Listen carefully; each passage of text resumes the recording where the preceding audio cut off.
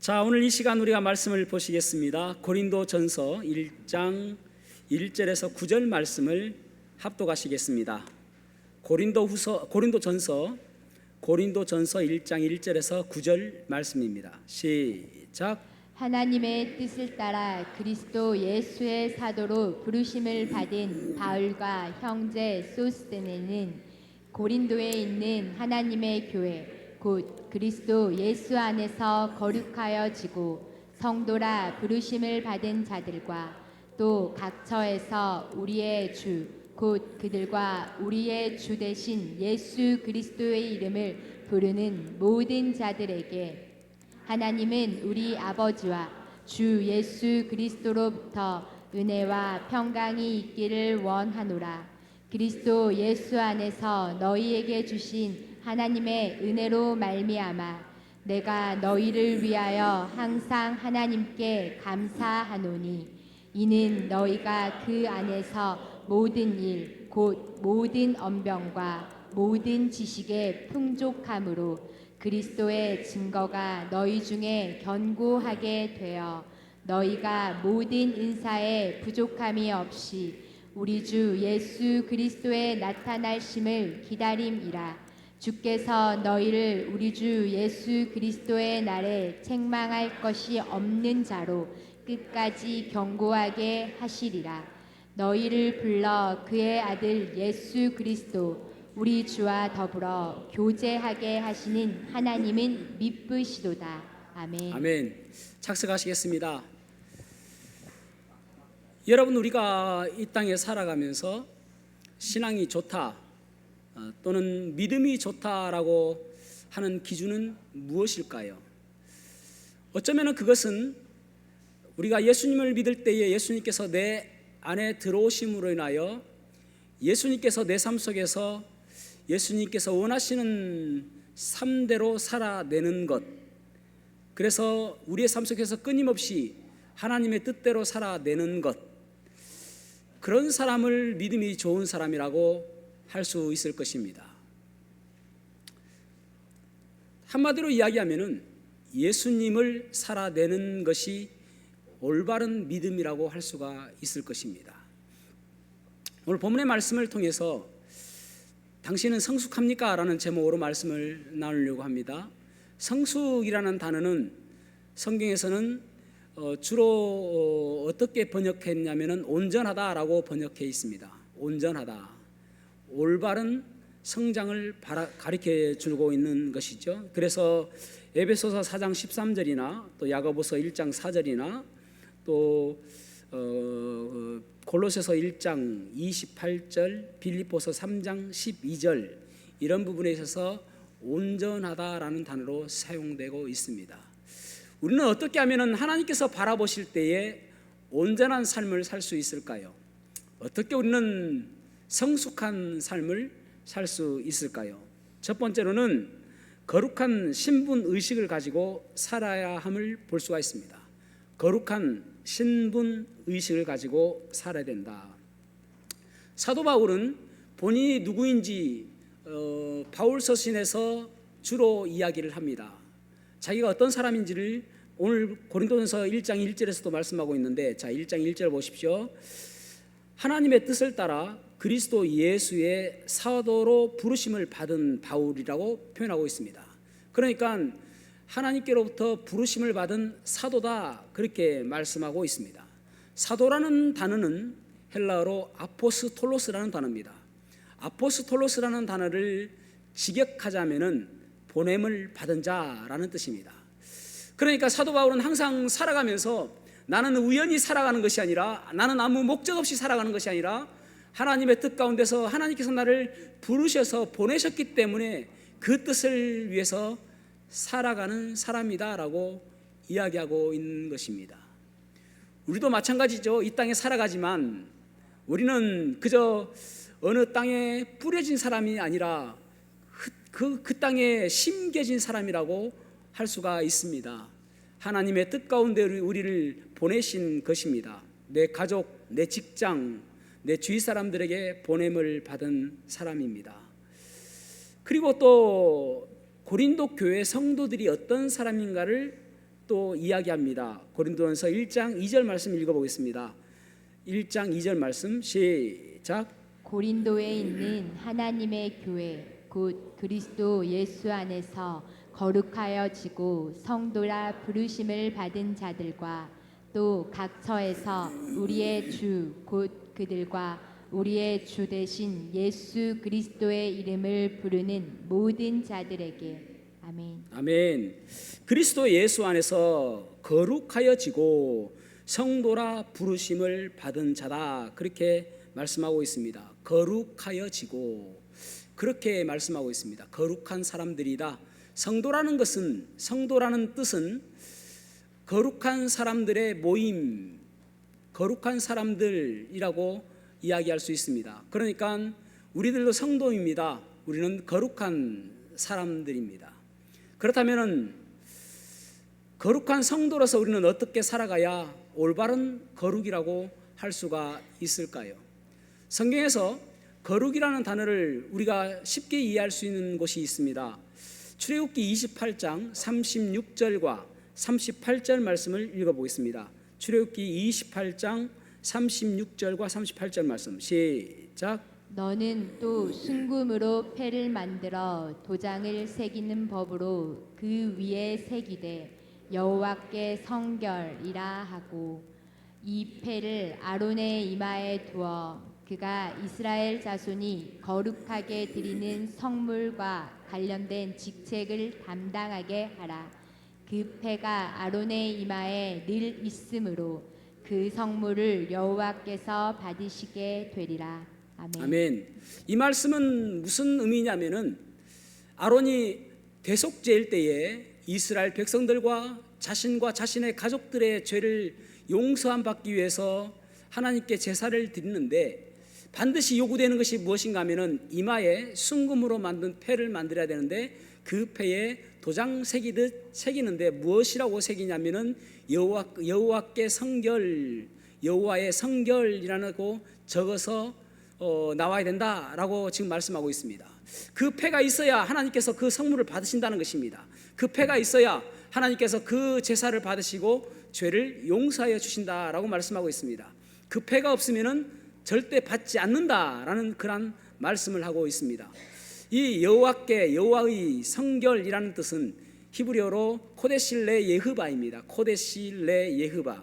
코데시 거룩, 카도시라는 그런 원형 단어입니다. 코데실레, 레라는 전치사는 to, of, for 그런 뜻을 가지고 있습니다. 예흐바는 여호와입니다. 하나님이라는 뜻입니다. 그래서 우리나라 말로 이야기하면은 여호와께 성결, 여호와께 거룩, 여호와의 거룩, 여호와의 성결, 여호와를 위한 성결, 여호와를 위한 거룩, 그런 뜻을 가지고 있습니다. 한 단어처럼 보여지는 거예요. 코데실레 예흐바. 그러니까 이 단어가 있어야, 이 단어를 새겨진 것을 보아야 아론의 제사를 받는다는 거예요. 하나님께서 그 이름을 보고 받아주신다는 것입니다. 그런데 이것이 무엇을 의미하는가 하면은 마가복음 1장 24절 말씀 보겠습니다. 마가복음 1장 24절 시작. 나사렛 예수여, 우리가 당신과 무슨 상관이 있나이까? 우리를 멸하러 왔나이까? 나는 당신이 누구인 줄 아노니 하나님의 거룩한 자니이다. 아멘. 아멘.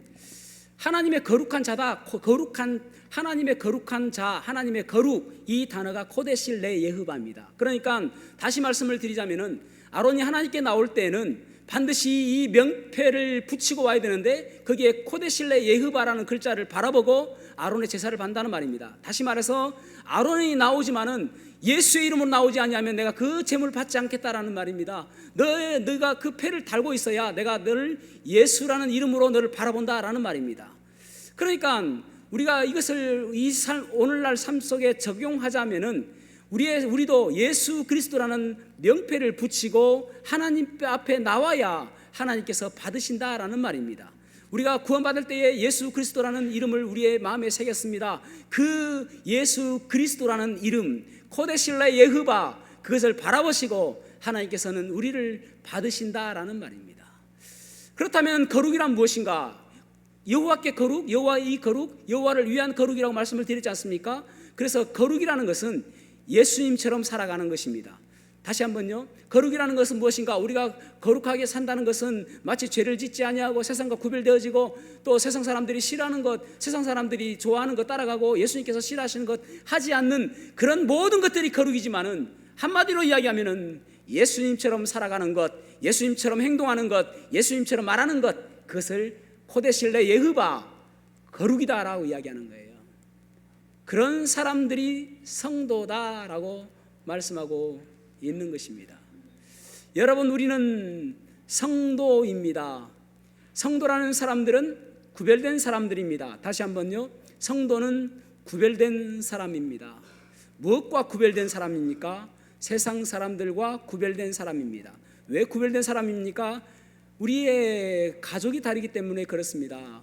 우리의 피가 다르기 때문에 그렇습니다. 우리는 하나님의 자녀입니다. 세상 사람들은 마귀의 자녀입니다.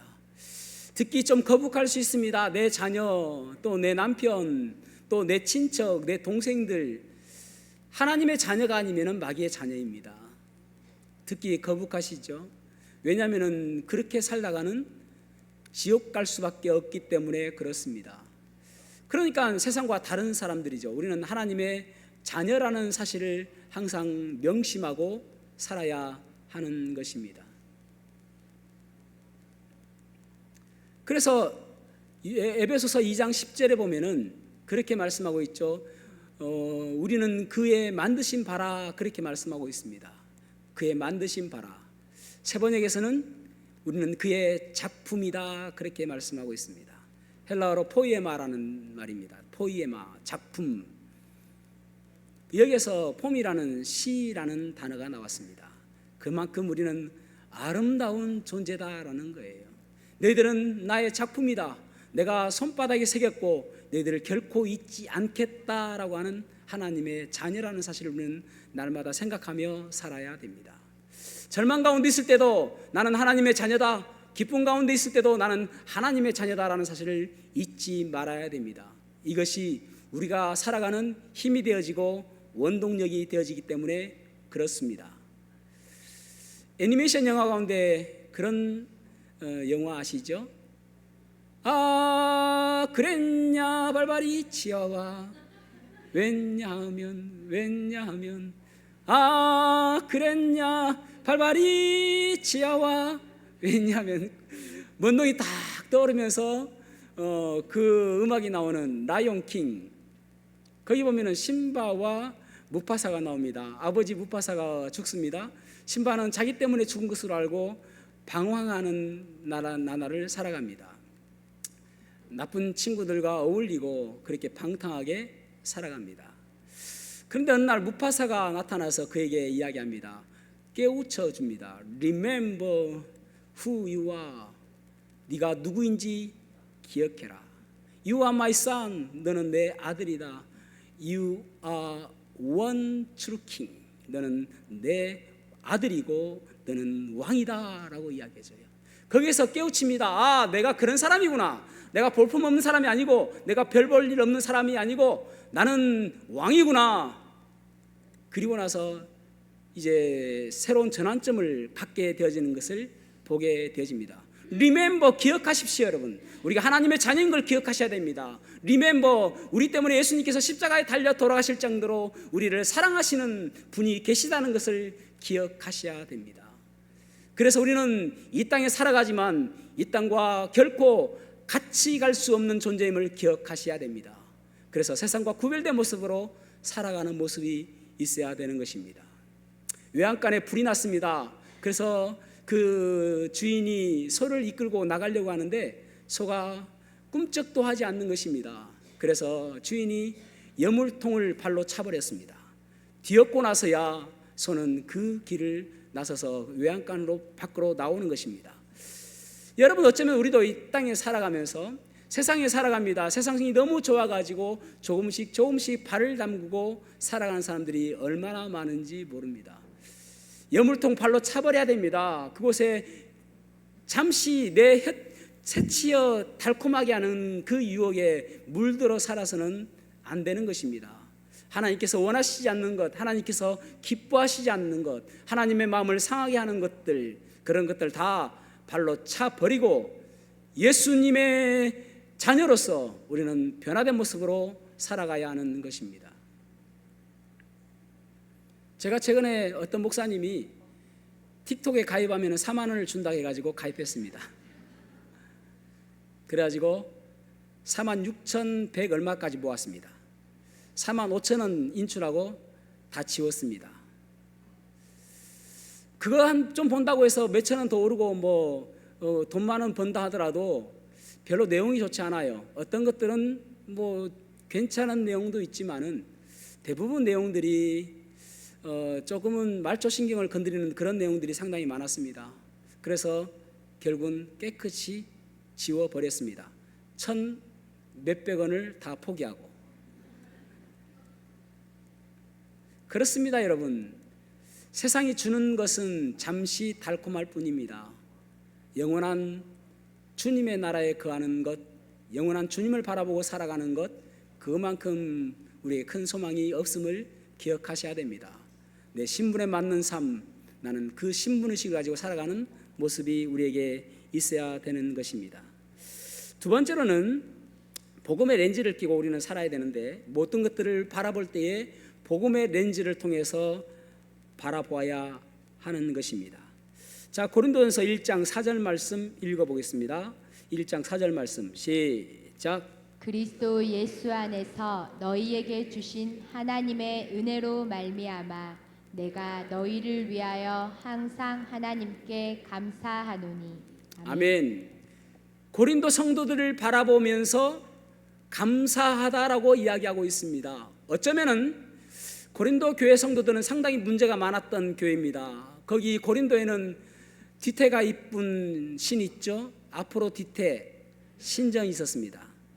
아프로디테가 누구인가 라고 궁금하시면은 그리스 신화에서는 아프로디테이고 로마 신화에서는 비너스입니다.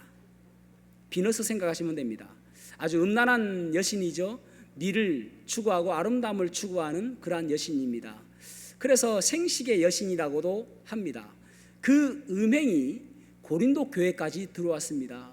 음행에 문제가 있었어요. 그리고 또 결혼에 문제가 있었어요. 그리고 또 여러 가지 은사 때문에 교회를 어지럽게 하는 그런 문제가 있었습니다. 상당히 많은 문제가 많은 그런 교회였습니다.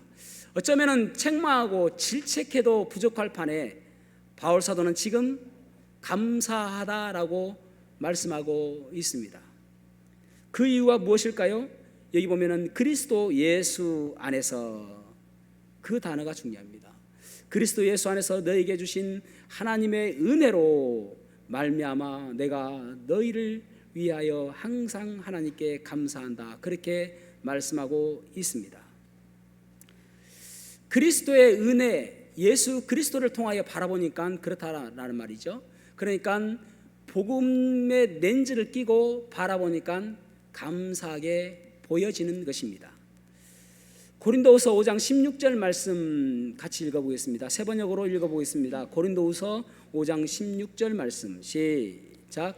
그러므로 이제부터 우리는 아무도 육신의 잣대로 알려고 하지 않습니다. 전에는 우리가 육신의 잣대로 그리스도를 알았지만 이제는 그렇지 않습니다. 아멘. 아멘. 왜 복음의 렌즈를 끼야 되는가? 왜 복음의 렌즈를 우리가 끼고 살아야 되는가 하면은요, 복음의 렌즈를 벗고 보면은 사랑해야 될 사람임에도 불구하고 미워하게 되어지고, 또 축복해야 됨에도 불구하고 질투하게 되어지고, 그리고 감사 주어야 됨에도 불구하고 잘못된 것 들추는 그러한 삶이 되어지기 때문에 복음의 렌즈를 끼고 바라봐야 되는 것입니다. 우리가 예배 때마다 회복해야 될 것이 무엇인가 하면은 이 복음의 렌즈입니다. 복음의 시각입니다. 믿음이라는 것은 시각이거든요. 어떻게 바라보는가? 그래서 내 주위 사람들을 어떻게 바라볼 것인가? 복음의 렌즈를 끼고 볼 때에 더 사랑스럽게 용서할 수 있고, 덮어줄 수 있고, 안아줄 수 있고, 격려해 줄 수가 있는 것입니다. 그것이 올바른 삶이죠. 믿음이란 무엇인가 하면은 받은 은혜를 그 은혜로 갚는 것, 그것이 바로 믿음이라고 할 수 있습니다. 다시 한번요. 믿음이라는 것은 받은 은혜를 가지고 그 은혜로 살아가는 것이 올바른 믿음의 삶이라고 할 수가 있는 것입니다. 우리는 주님께로부터 큰 은혜를 받았습니다. 우리가 죄인이었음에도 불구하고, 우리가 죽을 수밖에 없는 존재였음에도 불구하고, 우리가 지옥에 갈 수밖에 없는 존재였음에도 불구하고 예수님께서 십자가에 달려 돌아가심으로 인하여 우리가 구원받게 되었습니다. 그 은혜를 기억하며 살아가는 삶이 바로 복음의 렌즈를 끼고 살아가는 것입니다. 그래서 교회라는 곳은 여러 사람들이 모여 있지만은 교회의 아름다움은 어디에 있는가 하면은 이 복음을 통하여 하나 되는 데 있는 것입니다. 복음의 렌즈를 벗고 보면은 잘못된 것 바라보게 되어지고 들출 것이 너무나도 많이 보임에도 불구하고 복음의 렌즈를 보니까 용서하게 되어지고 사랑하게 되어지고 하나가 되어지는 관계가 되어지는 것입니다. 그래서 우리가 이 복음의 렌즈를 가지고 살아가는 모습이 우리에게 있어야 되는 것입니다. 복음의 렌즈를 끼고 다른 사람들을 보면 다른 사람들이 다르게 보이고요, 또 복음의 렌즈를 끼고 환경을 바라보면 또 달라 보입니다. 환경을 바라보면 때론 힘들고 어려운 상황 속에서도 주님을 바라보게 되는 것이죠. 찬양 가운데 고난의 뒤편에 있는 주님이 주실 축복 미리 보면서 감사하세요. 지금 당장에는 고난밖에 없고 역경밖에 없고 슬픔밖에 없지만은 그 뒤편에 있는 하나님의 축복을 바라보는 시각이 생기게 되어지는 것입니다. 그래서 환경을 바라보는 시각이 달라지는 거예요. 그래서 렌즈를 갈아 끼워야 하는 것입니다. 여러분, 어떤 사람들은 그렇게 기도하잖아요. 하나님, 제가 볼 수만 있으면 그 어떤 복도 바라지 않습니다라고 기도하는 사람이 있습니다. 어떤 사람은 하나님, 제가 일어설 수만 있으면 그 어떠한 복도 바라지 않습니다라고 기도하는 사람들이 있습니다. 하나님, 제가 들을 수만 있으면 그 어떠한 복도 바라지 않습니다라고 기도하는 사람들이 있습니다. 하나님, 제가 말할 수만 있다면 그 어떠한 복도 바라지 않습니다라고 기도하는 사람이 있습니다. 하나님, 제가 물 한 모금만 마실 수만 있다면 제가 그 어떠한 복도 바라지 않습니다. 하나님, 제가 뒤척일 수만 있다면 제가 그 어떠한 복도 바라지 않습니다. 하나님, 제가 밤에 잠만 잘 잘 수 있다면 그 어떠한 복도 바라지 않습니다라고 기도하는 사람이 있습니다. 그것이 그들에게는 기적이에요. 그렇게 일어난 것이 기적입니다. 그런데 우리는 부자 되지 않는다고 원망하고, 우리가 잘 풀리지 않는다고 원망하고, 기적과 같은 일을 날마다 살아감에도 불구하고 하나님께 감사하지 못하는 이유는 렌즈가 지금 서려 있기 때문에 그렇습니다. 하나님을 바라보지 못하는 렌즈가 끼어 있기 때문에 그렇습니다. 복음의 렌즈로 갈아 끼워야 하는 것입니다. 그래야 우리의 삶의 태도가 달라지는 거예요. 그런 삶이 되시기를 축복합니다. 세 번째로는 우리가 하나님을 바라보는, 주님의 역사하심을 바라보는 삶이 되어야 됩니다. 다시 한번요, 주님의 역사하심을 바라보아야 됩니다.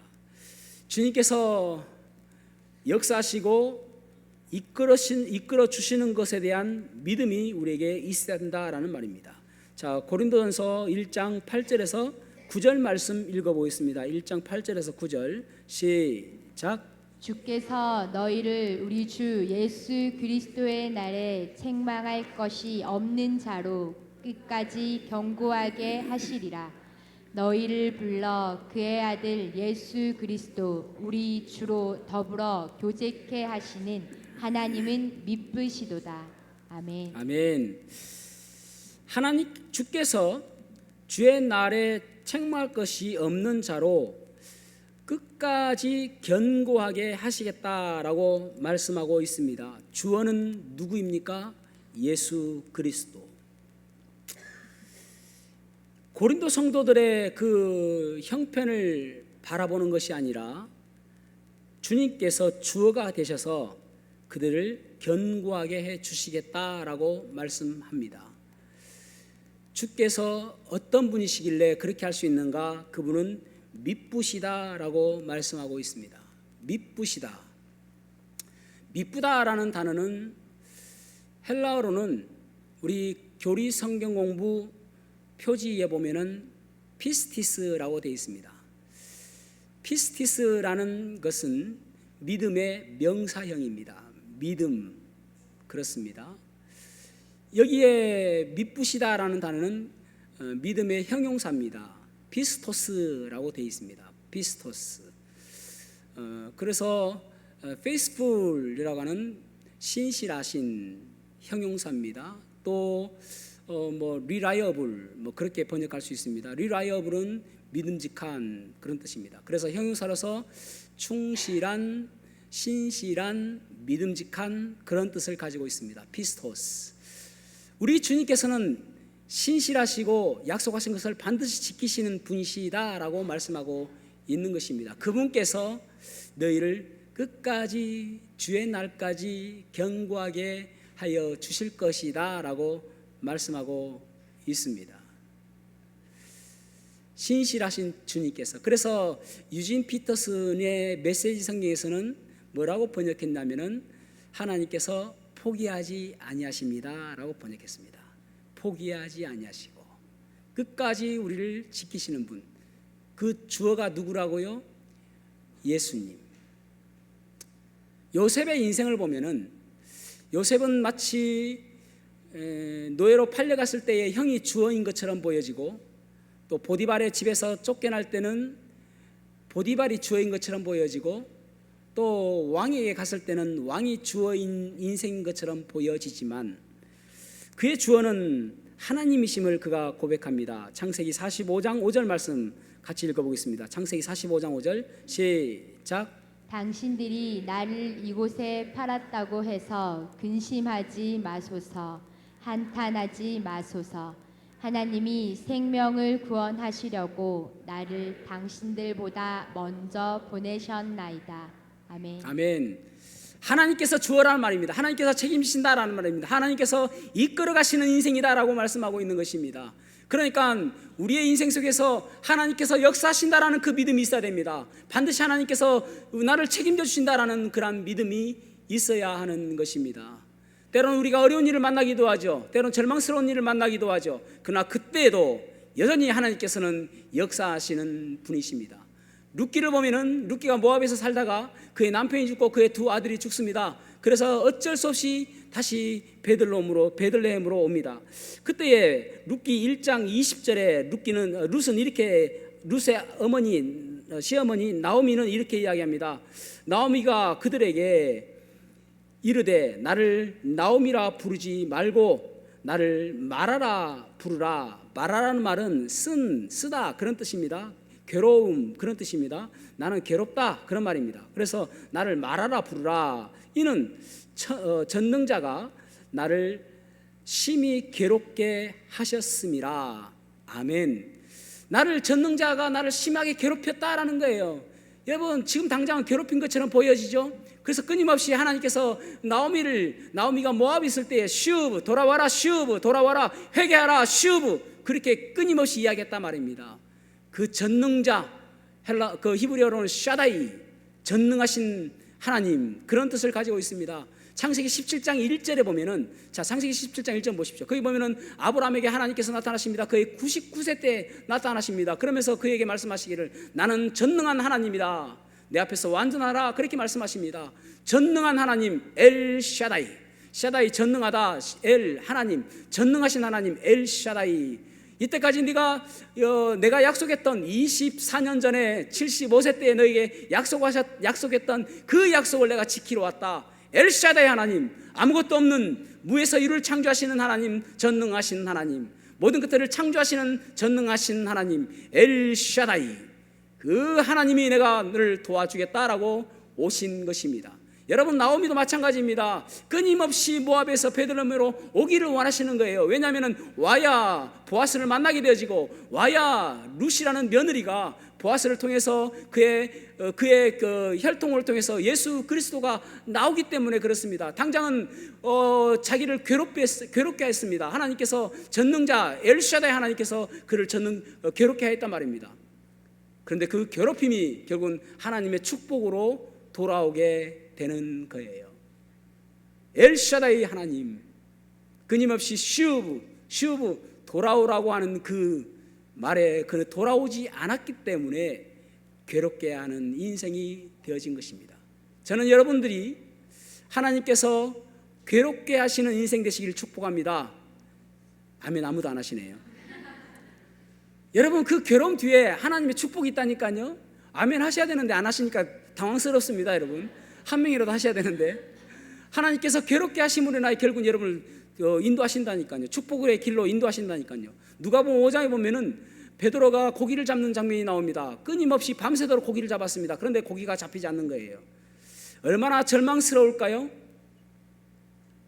그런데 예수님께서 나타나셔서 깊은 곳에 그물을 내려라 라고 말씀하시니까 깊은 곳에 내리니까 그물이 찢을 정도로 배가 만선이 되었습니다. 여러분, 배가 만선이 되는 것은 하나님의 기적입니다. 예수님의 기적입니다. 엘샤다이 하나님의 역사심입니다. 그런데 여러분, 주의 깊게 들으시기 바랍니다. 고기를 한 마리도 못 잡는 것도 전능하신 하나님의 손길인 것입니다. 여러분, 어부가 밤새도록 고기를 잡았는데 한 마리도 못 잡는 것이 기적 아닙니까? 잡아야 되잖아요. 그래서 저는 이 말씀을 생각하면서, 야, 주님께서 고기를 못 잡게 하려고 그 바닷속에서 막 고기를 흩으시는 그 모습이 생각이 되는 거예요. 너 잡히면 안 돼, 너 잡히면 안 돼. 왜냐하면은 예수님께서 그를 만나시기 전에 그가 고기를 만선의 기쁨을 가졌다면은 그것은 얼마짜리 기쁨이냐면은 하루짜리 기쁨인 거예요. 하루짜리 기쁨. 하루는 기쁘겠죠. 아, 내가 부자가 되었다, 내가 돈을 많이 벌었다, 하루는 즐겁게 지낼 수 있겠구나. 그런데 그가 빈 배였기 때문에 예수님을 만남으로 인하여 그는 평생 동안 그 인생이 기쁨을 가지는 인생이 되었던 거잖아요. 그래서 고기를 못 잡는 것도 엘샤다이 하나님의 역사인 것이고, 고기를 잡은 것도 엘샤다이 하나님의 역사인 것입니다. 그래서 우리가 나오미처럼 전능자가 나를 괴롭게 하셨다라는 그것이 우리에게 절망적인 일이 아니고 저주가 아니라 축복이라는 사실을 기억하셔야만 되는 것입니다. 빌립보서 1장 6절 말씀 읽어보겠습니다. 빌립보서 1장 6절 말씀 시작. 너희 속에 착한 일을 시작하신 이가 그리스도 예수의 날까지 이루실 줄을 우리가 확신하노라. 아멘. 우리가 주님 만날 그날, 그리스도의 날, 주님께서 재림하시는 날, 주님께서 통치하시는 그 날까지 하나님은 여전히 우리에게 착한 일을 행하신다, 선한 일을 행하신다, 가장 좋은 것을 주기를 원하시는 모습으로 살아가신다라고 말씀하고 있는 것입니다. 그래서 때로는 우리가 절망 가운데 있을 때에 기억해야 될 것은 하나님께서 역사하신다, 엘샤다이 하나님께서 역사하신다, 그 믿음이 우리에게 있어야만 되는 것입니다. 해경 스님이라고 있어요. 그럼 그분은 어떤 분이었는가 하면은 아버지가 주지 스님이었습니다. 또 형도 불교 대학의 학생이었습니다. 그러던 가운데 어느 날 그 집은 뼛속까지 불교 집안이었습니다. 그런데 어느 날 아버지가 돌아가시면서 가세가 기울게 되어지고 어머니도 돌아가시고 그러면서 이제 이 형제간이 절에서 살게 되었습니다. 그런데 주지 스님의 배려로 조금 커가면서 세상 공부를 좀 하고 와라 해서 배려로 세상으로 나와서 공부를 하게 되었습니다. 그러면서 검정고시도 하고 그러면서 대학도 졸업하고 그렇게 했습니다. 다시 스님이 되었습니다. 그런데 어떤 학교에서, 아마 아주 조그마한 시골 학교 같아요, 이 스님이 이제 교원 자격증이 있는 것을 알고 우리 학교 선생님이 되어 주십시오라는 요청이 들어왔습니다. 그래서 그 학교 이제 선생님이 되었습니다. 그런데 이제 어느 날 한 교회에서 수련의 장소로 그 학교를 빌려서 왔습니다. 그 목사님이 오셔가지고 그 스님을 딱 처음에 보니까 스님이에요, 스님. 그런데도 뭐라고 이야기하시냐면은, 스님, 제가 볼 때 스님은 예수님 꼭 믿을 것 같습니다. 그리고 목사님이 되실 것 같습니다. 그렇게 이야기하는 거예요. 엄청 무례하죠. 아니, 서로 종교가 다른데 그렇게 이야기하는 것은 무례한 행동 아닙니까? 기분이 엄청 나빴습니다. 그래서 그런 말 하지 마십시오. 우리 집은 대대로 불교 집안입니다. 저는 뼛속까지 승려입니다. 그렇게 이야기했습니다. 그러자 목사님이 또 한술 더 뜹니다. 제가 스님이 예수님 믿고 목사님 되도록 오늘부터 기도하겠습니다 라고 했습니다. 그러니까 이 스님이 뭐라고 이야기하냐면은, 아니 진짜 기분 나쁩니다. 그렇게 이야기하지 마십시오. 저도 그러면 제가 믿는 이 부처한테 제가 기도하겠습니다. 목사님이 스님 되도록 기도하겠습니다. 그러니까 목사님이 뭐라고 이야기하냐면은, 그러면 한번 해보십시다. 그런데 그때부터 꼬이기 시작하는 거예요. 이 인생이 계속 꼬이면서 나중에는 이제 국제 불교 연합회 대표가 되어지기도 하고, 또 포교 원장이 되어지기도 하고, 나중에는요 불교 대학도 세웁니다. 불교가 왜 이렇게 약한가? 불교 그 승려가 작기 때문에 그렇다. 그래서 매년 1000명씩 내가 배출해야 되겠다 해가지고 여러 사람들에게 기부금도 받고 해서 불교 대학도 세울 정도로 그곳에서 또 강의도 하고 그런 분이었습니다. 그런데 이제 그 정치적인 일 때문에 잘못되어져 가지고 김해교도소에 수감되어지게 되어집니다. 김해교도소에서 날마다 참선하고 불경을 외우고 불경을 읽고 그렇게 했습니다. 그러다가 이제 어느 책을 보고 싶어서 불교 책을 대여를 신청했습니다. 그런데 그것을 가져온 사람이 누구냐면은, 지금도 그런지 모르겠지만은 군인들이 경비를 쓰는가 봐요. 그 군인 중에 한 명이 와서 신약 성경을 내주는 거예요. 스님, 이거 한번 읽어보시죠. 스님께서 신청하신 책은 지금 없습니다. 그러니까 기분이 나쁘잖아요. 아니 보십시오, 나는 승려입니다. 어떻게 성경책을 나한테 줍니까? 라고 이야기하니까 아마도 많은 분들이 성경을 읽는 거 보았을 때에 성경에도 진리가 있는 것 같습니다. 한번 읽어보시면 좋을 것 같습니다. 저는 내일 제대하는데 제대에서도 계속 스님의 구원을 위해서 기도하겠습니다. 그렇게 이야기하는 거예요. 그래가지고 이분이 우연하게 이제 심심하니까 성경을 읽게 되었다는 것입니다. 그런데 불교에서는 생로병사가 문제라서 그것을 발견하는 것이 진리인데 그것을 발견하지 못하는 거잖아요. 근데 성경에 보니까 모든 것들이 답이 있는 거예요. 그것을 보고 깜짝 놀라게 되집니다. 마치 큰 충격을 받는 듯한 그런 느낌을 받게 되어지고 그 자리에서 예수님을 믿게 되어집니다. 그러면서 그분이 이야기하기를, 내가 그 목사님이 기도할 때부터 하나님은 일하기 시작하신 것 같다라고 이야기합니다. 그때부터 꼬이기 시작했다는 거예요. 그러면서 이분이 목사님이 되었습니다. 김성화 목사님입니다. 여러분, 그렇습니다. 우리 인생은 엘샤다이 전능하신 하나님께서 우리를 책임져 주시는 분이십니다. 때로는 고기를 쫓는 것도 엘샤다이 하나님의 역사이시고, 또 고기를 잡게 하는 것도 엘샤다이 하나님의 역사인 것을 기억하시기를 바랍니다. 그래서 그 하나님 바라보고 살아가는 거예요. 그 하나님께서 역사하실 것이라는 그 믿음으로 살아가는 것이 그리스도인다운 삶을 살아가는 것입니다. 오늘날 그리스도인에 대해서 남가주 대학에 철학을 가르쳤던 영성신학자 달라스 윌라드라는 분이 계십니다. 달라스 윌라드라는 분이 참 충격적인 단어를 이야기했습니다. 뭐냐면은 뱀파이어 그리스도인. 뱀파이어 아시죠? 흡혈귀. 뱀파이어 그리스도인. 오늘날 많은 그리스도인들이 뱀파이어 그리스도인이다라고 이야기하는 거예요. 왜냐하면은 많은 사람들이 주님, 저는 주님의 보혈, 주님의 피 조금 필요할 정도입니다. 그리고 나는 주님의 제자가 되고 싶지 않고요, 주님의 뜻을 따라 살고 싶지 않고요, 그리고 내 삶이 주님의 모습을 닮아가는 거 원치 않습니다. 이 세상에서 날마다 즐기며 살아가는 것, 주님 잠시 눈 감아 주십시오. See you in heaven, 천국에서 만나요. 그렇게 하는 그리스도인들이 너무 많다는 것입니다. 여러분, 우리가 주님께서 원하시는 삶은 어떤 삶일까요?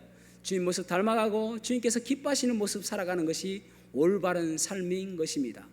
하나님께서 역사하실 것 바라보며 그 하나님만 바라보며 살아가는 것이 올바른 삶인 것입니다. 단지 주님의 피 조금 필요한 것이 아니라 날마다 주님의 모습 닮아가며 날마다 주님의 뜻대로 살아가는 그러한 그리스도인을 주님께서는 요구하시는 것입니다. 생각해 보십시오. 여러분들은 저에 대해서 실망하실 때가 언제일까요? 설교 좀 못할 때에 그렇지 않습니다. 여러분, 설교 못할 때는 조금 참기도 하고 설교가 들어주기 어려울 정도가 되어지면은 우리 교회를 떠나기도 할 것입니다. 그것이 우리에게, 여러분들에게 실망스러운 일이 아닐 거예요. 정말 실망스러운 것은 무엇이냐면은 날마다 하나님 말씀을 전하고 하나님 말씀을 이야기함에도 불구하고 하나님 말씀대로 살지 아니하고 하나님 말씀과 더욱더 갭이 커지고 하나님 뜻대로 살아가지 않는 모습을 제 삶 속에서 발견하게 되어지면 그때는 참으로 실망하게 될 것입니다. 우리 주님도 마찬가지거든요. 여러분, 우리가 얼마나 성경을 많이 암송하고 성경을 얼마나 해박한 지식을 가지고 있느냐, 그것이 중요한 게 아니에요. 그보다 더 중요한 것은 하나님 말씀대로 내가 살아내느냐, 살아가고 있느냐, 내 삶 속에서 끊임없이 예수 그리스도의 모습이 나타나고 있느냐, 그 삶을 주님께서는 기대하시는 것입니다. 저와 여러분이 구원받았다면, 예수님께서 나를 위해서 십자가에 달려 돌아가셨다면 성숙한 그리스도인 되시기를 소망하시기를 바랍니다. 신분의식 잊지 마시고요, 그리고 날마다 복음의 렌즈를 끼고 사시고요, 그리고 하나님의 역사심을 사모하며 소망하며 살아가는 복된 삶 살아가시기를 주님의 이름으로 축복합니다. 기도하시겠습니다.